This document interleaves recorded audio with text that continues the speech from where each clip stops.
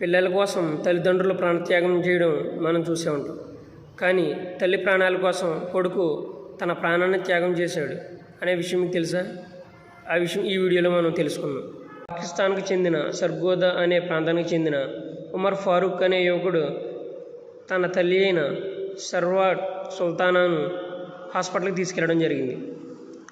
ఆమెకి లివర్ మార్పిడి చేయకపోతే తన ప్రాణానికి ప్రమాదమని డాక్టర్లు చెప్పడం జరిగింది.